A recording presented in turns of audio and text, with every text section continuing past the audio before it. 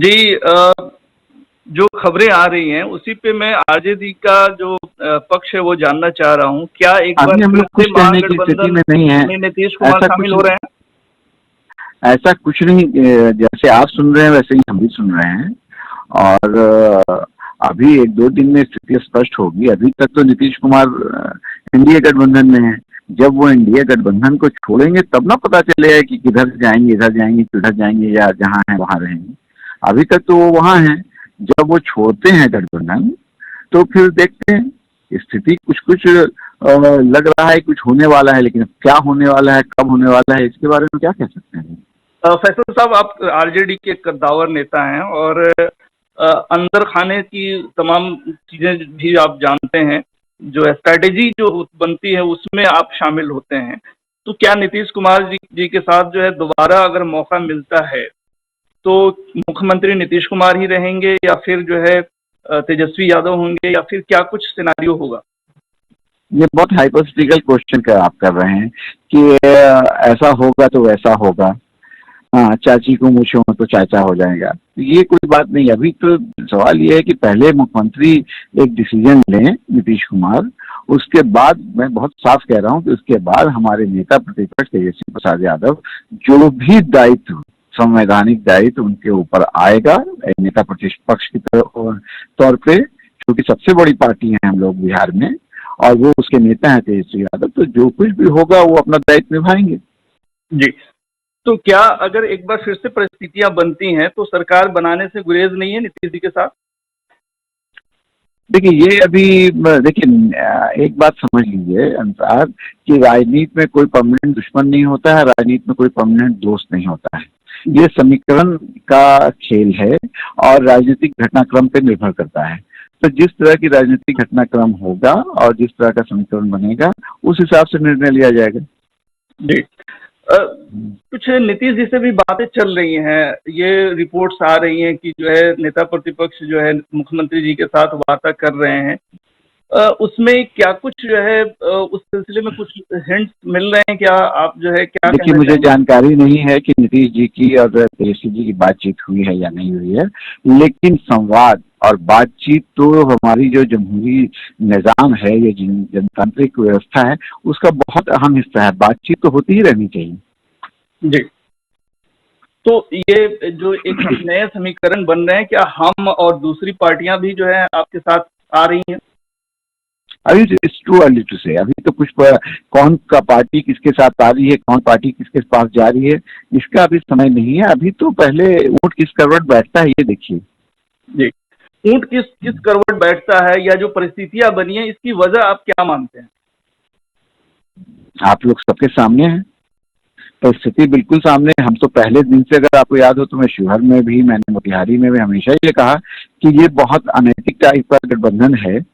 हाँ, और इसमें एक पार्टी जो है उसको एकदम गर्दन पकड़ करके दबाया गया है जी, और उनको सांस लेने में दिक्कत है, सपोर्ट सिस्टम पर चल रहे हैं। तो उसके बाद जिस तरह से स्थिति बनती चली गई और बनती चली जा रही है तो कुछ भी हो सकता है। जी, तो ये कहा जा रहा था सर कि जो बीजेपी के साथ नीतीश जी गए उसके पीछे कुछ उनकी मजबूरियां थी।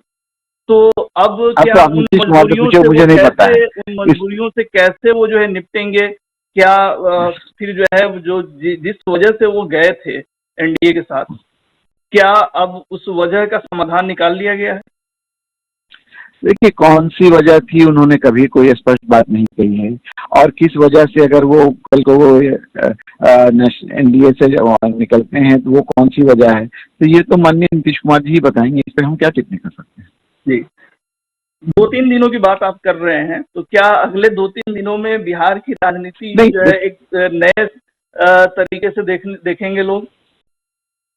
देखिए, संकेतों की भाषा अगर हम लोग थोड़ा बहुत समझें तो संकेत तो इसी ओर इंगित कर रहे हैं, इसी ओर इशारा कर रहे हैं कि कुछ चल रहा है, कुछ राजनीतिक घटनाक्रम हो रहे हैं। लेकिन अभी तक जहां तक हमारी पार्टी राष्ट्रीय जनता दल का सवाल है, हमारे माननीय नेता प्रतिपक्ष ने अपने विधानमंडल दल की बैठक बुलाई है, तो वो एक बहुत स्वाभाविक प्रक्रिया है कि जब किसी तरह की कोई राजनीतिक घटना होती है तो बुलाई जाती है। प्लस ये कि जातीय जनगणना से जुड़ा हुआ मुद्दा भी सामने है, तो वो नेता प्रतिपक्ष तेजस्वी जी ने मीटिंग बुलाई है। लेकिन दूसरी ओर भी मीटिंग का दौर जारी है, तब उनके यहाँ क्या होता है वो जाने। हम लोगों के यहाँ हमारे नेता जो निर्देश देंगे, हमारे सारे विधायक उसको मानेंगे। बदले हुए घटनाक्रम में फैसल साहब, आप इस वक्त कहाँ हैं और आपकी जिम्मेदारी इस वक्त क्या है पार्टी स्तर? मेरी कोई जिम्मेदारी नहीं है। देखिए, मैं बहुत स्पष्ट बात करता हूँ, मैं संगठन में नहीं हूँ, उस तरह से कोई पद पे तो हूँ नहीं, तो मेरी जिम्मेदारी कहाँ है। मैं तो तेजस्वी जी के नेतृत्व में काम कर रहा हूँ और लालू प्रसाद यादव जी के आशीर्वाद से जो कुछ कहा जाता है वो करता हूँ। इस वक्त आप कहाँ हैं फैसल साहब? मैं अभी तो दिल्ली में हूँ जी। तो पटना भी आने का है क्या आपका? अब वो कुछ भी हो सकता है। जी। तो मेरा पटना आने का कार्यक्रम है। मेरा पटना आने का कार्यक्रम बन रहा है। हो सकता है कि मैं पटना आऊँ। जी बताइए। क्या दिल्ली में भी इस चीज की हलचल है और वहां भी जो है आरजेडी की तरफ से कुछ कोशिशें हो रही हैं या कुछ जो है चीजों पर नजर रखी जा रही है? देखिए, बिहार देश का राजनीतिक रूप से सबसे जागरूक राज्य है और कोई भी बदलाव बिहार में होगा तो उसका देशव्यापी पूरे देश भर में, पूरे मुल्क भर में उसका असर होगा। तो न सिर्फ ये कि दिल्ली में लोग उस पर नजर रखे हैं, पूरे देश की नजर पे बिहार पे है। और मैं तो यहाँ तक कहूंगा पूरे देश की नजर तेजस्वी यादव पे है कि तेजस्वी यादव जी जो एक युवा नेता हैं, वो उभर करके बिहार को किसी ओर ले जा रहे हैं और वहां से जो अब्र उठेगा वो पूरे देश में फैलेगा।